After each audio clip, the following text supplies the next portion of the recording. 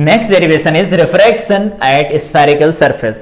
यहां से डेरिवेशन काफी इंपॉर्टेंट हो जाते हैं। कह रहे हैं रिफ्रैक्शन, अगर रिफ्रैक्टिंग सरफेस दी गई हो तो क्या होगा। तो रिफ्लेक्शन में हम लोगों ने पढ़ा था मिरर फार्मूला, लेकिन यहां पर अगर बात करें तो हमने कहा यहां पर एक कर्व्ड सरफेस है, रिफ्रैक्टिंग सरफेस है, इसके ऊपर यहां पर इसका प्रिंसिपल एक्सिस खींचा गया है, यहां पर ये इसका पोल होगा और इस पोल के सामने यहां कहीं पर कोई ऑब्जेक्ट को प्लेस किया गया ओ, तो यहां से यहां पर हमने एक रे गिराई और ये रे यहां से गई और इसको हम आगे बढ़ाएंगे अभी, ठीक है। इस रे को यहां पर बढ़ाया, उसके बाद जब ये यहां पर पहुंची तो ये रेयर से डेंसर में जा रही थी, तो टूवर्ड्स द नॉर्मल बेंड हुई, तो इसको पीछे बढ़ाया, आई पर आकर के मिली। अब ये बताओ यहां से जो येलो वाली लाइन है और इस डॉटेड वाली लाइन के बीच में जो एंगल बनेगा वो क्या होगा, बिल्कुल सही, एंगल ऑफ इंसिडेंस है, आई होगा। और ये जो डॉटेड वाली लाइन है इस लाइन को डिनोट करती है, इस येलो वाली लाइन को डिनोट करती है, तो अगर उस येलो वाली लाइन को डिनोट कर रही होगी तो हम यहां से क्या लिख सकते हैं, हम इसको लिख सकते हैं ये वाली वैल्यू ये और ये, तो इसको लिखा जा सकता है आर, तो यही वाला एंगल तो है, ये आर लिखा जा सकता है। यहां पर भी हम लोगों ने जैसे मिरर फार्मूले में माना था अल्फा बीटा गामा, यहां पर भी मान लिए हैं। यहां पर जो ऑब्जेक्ट बनाएगी वो अल्फा होगा, इमेज बनाएगी बीटा होगा, जो रेडियस ऑफ कर्वेचर या कह सकते हो centre of curvature principal axis के साथ बनाएगा नॉर्मल के लिए, वो गामा होगा। चलो बढ़िया, यू और वी आर कोई दिक्कत तो होगी नहीं, बढ़िया है, डेंसर रेयर है, μ1 μ2 हो गए। अब हमें करना क्या है, यहां पर भी जैसे वहां पर हम लोगों ने एक्सटीरियर एंगल प्रॉपर्टी लगाई थी, यहां भी लगाएंगे। अब अगर हम पूछें तो ये बताओ ट्रायंगल्स MIC बड़ा वाला ट्रायंगल, तो बड़े वाले ट्रायंगल में ये R तो बाहर वाला एंगल होगा, बीटा और गामा अंदर वाले होंगे, तो हमने कहा बीटा और गामा बराबर में R के बराबर, ठीक है। MOC, तो MOC की बात करें तो इसका बाहर वाला एंगल होगा I, तो बाहर वाला एंगल I होगा और यहां पर अल्फा और गामा अंदर के एंगल होंगे। अगर स्नेल्स लॉ को अप्लाई किया जाए तो अगर पहली सरफेस पर लगाएंगे तो लेफ्ट साइड में μ1 तो μ1 sin I और राइट साइड में क्या है μ2 तो μ2 sin R होगा।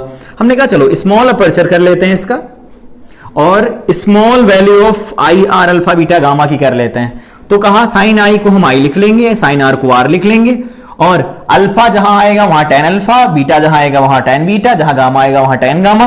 और कुछ और वैल्यू है, जैसे मान लो हमने कहा IN है तो IN को IP या IP को IN लिख देंगे, जितनी डिस्टेंस नापी जाएंगी N से वो सब P से होंगी स्मॉल अपर्चर के लिए, जैसे मिरर में किया था। CN को हम CP लिखेंगे। तो हमने कहा इक्वेशन चलो ये वाली ठीक करो, तो इसको ठीक किया, μ1 I μ2 R हो गया, साइन हटा दिए, I और R की वैल्यू यहां से निकाल ली और उनको यहां पर पुट कर दिया। अब इनको मल्टीप्लाई कराओगे तो μ1 अल्फा बनेगा, लिखा है, μ2 गामा बनेगा, वो भी लिखा है, μ2 बीटा बनेगा, वो लिखा है, और μ2 गामा लिखा है, वो भी लिखा है।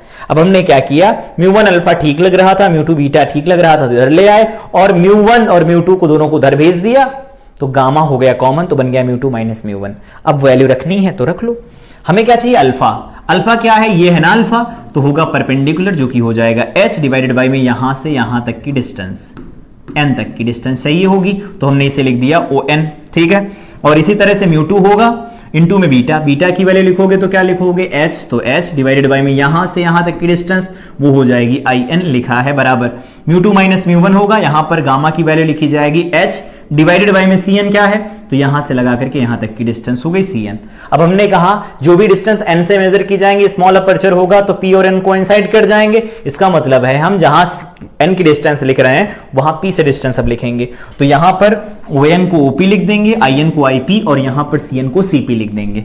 तो क्या बन गया हमारे पास, μ1 by OP minus μ2 by IP और μ2 माइनस μ1 बाई CP। अब OP की वैल्यू देखो माइनस U है, हाँ OP की वैल्यू माइनस U और यहां पर IP की वैल्यू माइनस V और यहां पर PC या CP की वैल्यू प्लस R आएगी, तो ये लिख दिया। अब इनको यहां पर पुट करो, OP की जगह माइनस U, IP की जगह माइनस V और CP की जगह पर हम प्लस R लिखेंगे।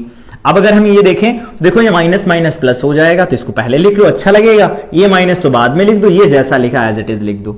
अब फार्मूले को थोड़ा और छोटा करना चाहते हैं, तो छोटा करने के लिए हमने कहा दोनों साइड डिवाइड करवा दो μ1 से, तो जैसे ही हमने कहा μ1 से डिवाइड करवाओ तो ये μ2 बाई μ1 बाई v होगा, यहां पर ये डिवाइड हो जाएगा, ये ऐसा बनेगा, इसको डिवाइड करवाओगे ऐसा, ये तो ठीक लग रहा है, ये 1 हो गया, यहां पर ये डिवाइड हुआ और ये 1 हो गया, ये बना। अब अगर हम इसे लिखें तो हमने कहा चलो μ2 बाई μ1 क्या है, रिलेटिव रिफ्रैक्टिव इंडेक्स C तो है मीडियम 2 का विद रिस्पेक्ट टू मीडियम 1, हटा दो इसे, म्यू लिखते हैं उसकी जगह पर, यहां पर म्यू की वैल्यू क्या होगी, μ2 बाई μ1 होगी। तो हमने कहा इसकी जगह पर म्यू लिख दो, इसकी जगह पर 1 तो कट गया हुआ है, यहां पर म्यू लिख दो, यहां 1 लिख दो, तो ये फार्मूला हमारे पास निकल के आया। ये दोनों की दोनों सरफेसेस के लिए वैलिड है। ऐसा नहीं है कि कॉनकेव होगा रेयर साइड में तभी ये वैलिड है, कॉनकेव हो कॉन्वेक्स इससे कोई फर्क नहीं पड़ता। सिंगल रिफ्रैक्टिंग सरफेस है अगर, तो ये फार्मूला काम में आएगा।